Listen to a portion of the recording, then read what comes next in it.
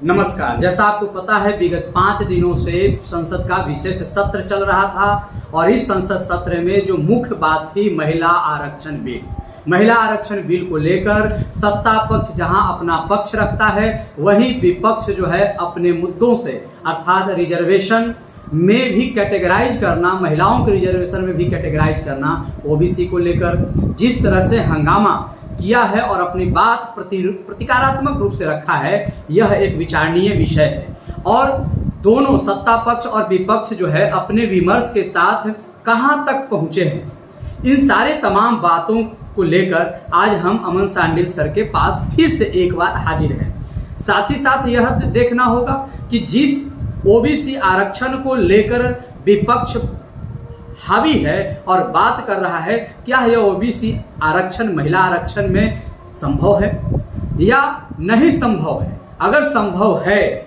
तो फिर भारतीय जनता पार्टी पीछे क्यों हो रही है, और यदि संभव है तो आखिर भारतीय जनता पार्टी को ओबीसी महिलाओं के लिए आरक्षण करना या आरक्षण बिल में ओबीसी कैटेगराइज करना, यह सरदर्द कैसे बन रहा है मोदी सरकार के लिए। देश जानना चाहता है, हमारे दर्शक जानना चाहते हैं, समझना चाहते हैं कि आखिर इस तरह की उलझने सरकार के सामने क्यों है। उलझन के पीछे कोई राजनीति तो नहीं है। तो ठीक है, हम सौंपते हैं अमन सांडिल सर को माइक। बहुत बहुत धन्यवाद कौशिक जी। एक बात मैं अपने दर्शकों को मैं बताना चाहता हूं, और आज का जो डिबेट होगा पूरे साक्ष्य के साथ और ऑथेंटिक जो भी बातें कही जाएंगी ऑथेंटिक। अभी जो 18 सितंबर से लेकर के 22 सितंबर तक संसद का विशेष सत्र चला, इस सत्र के दौरान नारी शक्ति वंदन अधिनियम को पारित करा दिया गया।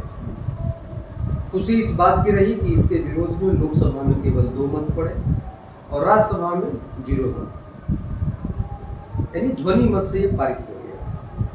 लेकिन बहस के दौरान कुछ लोगों ने इस बिल पर कुछ आपत्तियां जताई। सोनिया गांधी जी ने खुद आपत्ति जताई। उन्होंने कहा कि सरकार जल्द से जल्द जातिगत जनगणना कराए। ये सोनिया जी का डिमांड है।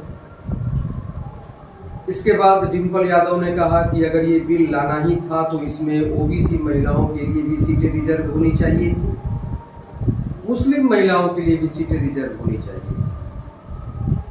थी। राहुल गांधी भी कुछ बोल गए। वो तो यहाँ तक बोल गए कि मोदी जी के सचिवालय में या उनके पीएमओ का जो प्रधानमंत्री ऑफिस है पीएमओ, तो पीएमओ में सिर्फ 2 ही ओबीसी से संबंधित सेक्रेटरी है, उस जाति से संबंधित सेक्रेटरी है।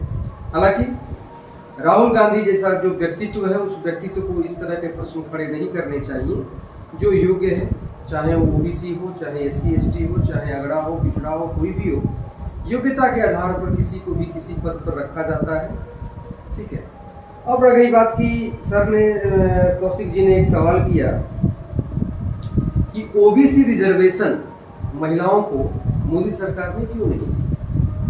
अब सबसे बड़ी बात यह है कि लोकसभा में और विधानसभा में ओबीसी पुरुषों के लिए भी रिजर्वेशन नहीं है, इसका प्रावधान नहीं है।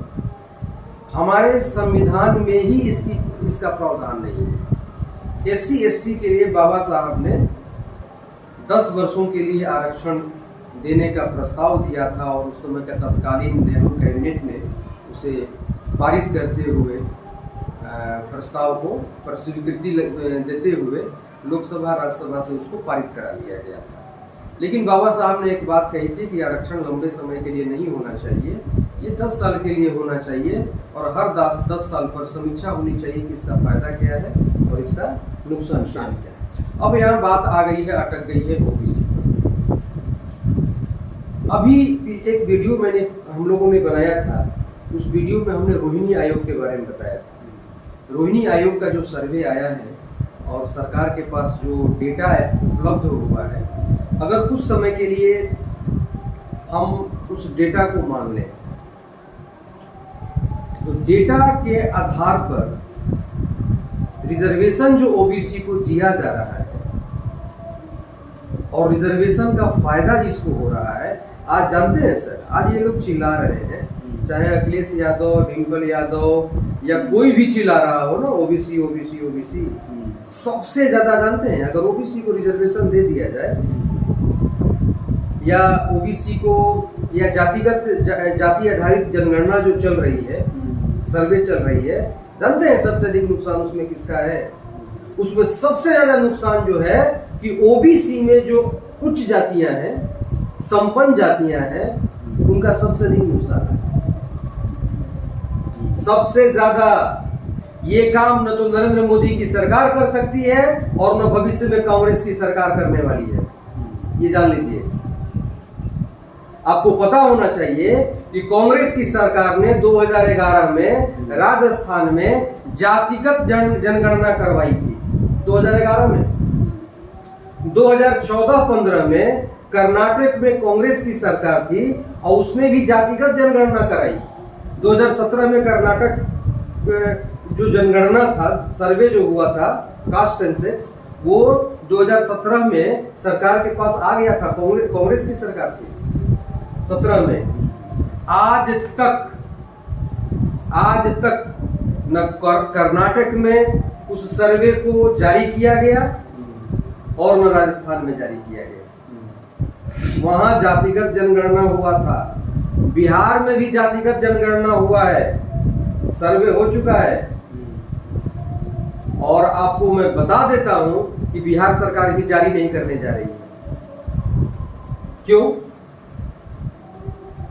आपको मैं बताता हूं, जिस तरह से एक डिमांड होता है ना कि जिसकी जितनी भागीदारी उसकी उतनी हिस्सेदारी। आपको मैं एक चीज बता रहा हूं, पूरे हिंदुस्तान में, पूरे भारतवर्ष में सवर्णों की कितनी आबादी है? प्रतिशत में तो अगर उसको लेकर चलते हैं, पूरे सवर्ण सवर्ण का मतलब अगड़ी जातियां। हाँ, तो अगड़ी का मतलब जो जनरल कैटेगरी में है, अगड़ी और पिछड़ी की बात नहीं कर रहा हूं मैं अगड़ी की बात नहीं कर रहा हूं, सवर्ण की बात नहीं कर रहा हूं। जो जनरल कैटेगरी में है उसका प्रतिशत करीब 17-18%। कितना? 18-18%। 40% है सर। कहाँ है आप? हमारे दर्शक भी सुन ले, 40% है। कर्नाटक का जातिगत सर्वे नहीं जारी हुआ, राजस्थान नहीं जारी हुआ। पूरे हिंदुस्तान में मैं भारत सरकार से या बिहार सरकार से सबसे मैं कह रहा हूं कि जातिगत जनगणना करा लो, पता चल जाएगा। 40% जनरल कैटेगरी है, 40%। जनरल तो ही विरोध करते हैं इस जनगणना। किसका? जातीय जनगणना का यदि मुखर होकर कोई विरोध कर रहा है तो जनरल वाले ही गलत कर रहे हैं ना, गलत कर रहे हैं। डिमांड कर रहे हैं कि हम तो संख्या नहीं संख्या हमारी बात डिमांड करें, नहीं समझ रहे हैं आप बात समझिए। जनरल में, सवर्ण में, इसमें अंतर समझिए।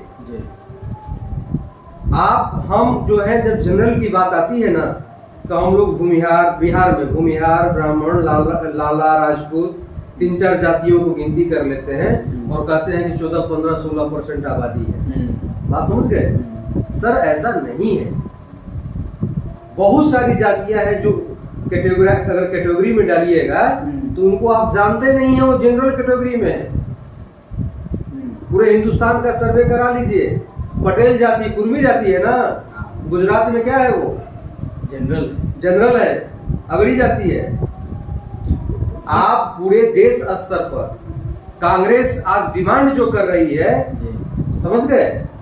भले ओबीसी के नेता या ओबीसी के लोगों को लगे मन में गोलगप्पा फूटे कि ये तो कांग्रेस ने हमारे लिए डिमांड कर दिया है। अरे बुड़बक, सबसे अधिक नुकसान में जाओगे, सबसे ज्यादा नुकसान होगा। आखिर सवाल मेरा बार बार कांग्रेस से यही है कि कांग्रेस कर्नाटक का सर्वे जारी क्यों नहीं कर रही है? कांग्रेस की सरकार अभी भी है और कांग्रेस के ही समय में जनगणना हुआ था, राजस्थान में भी हुआ था। आखिर क्यों जारी वहां कांग्रेस नहीं कर रही है? दोनों जगह उसी की सरकारें हैं और उसी के पीरियड में जनगणना हुआ था। कुछ तो बात है। आज सोनिया गांधी लोकसभा में चिल्ला रही हैं कि सरकार जातिगत जनगणना कराए। चिल्ला रही है ना, वो अपने 2 राज्यों का रिपोर्ट सार्वजनिक करने के लिए अपने मुख्यमंत्रियों को क्यों नहीं बोल रही है? इस एक सवाल तो उठता है।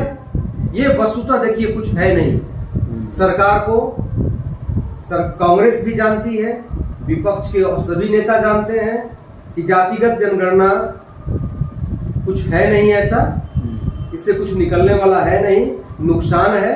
और जातिगत जनगणना का जब हम ये फेंकेंगे, क्या कहते हैं उसको, ये जो जातिगत जनगणना को लेकर के हम हंगामा करेंगे तो भाजपा या मोदी सरकार को कटघरे में खड़ा करेंगे और जो ओबीसी जातियां हैं उनको पूर्णबंद करने में हम कामयाब होंगे।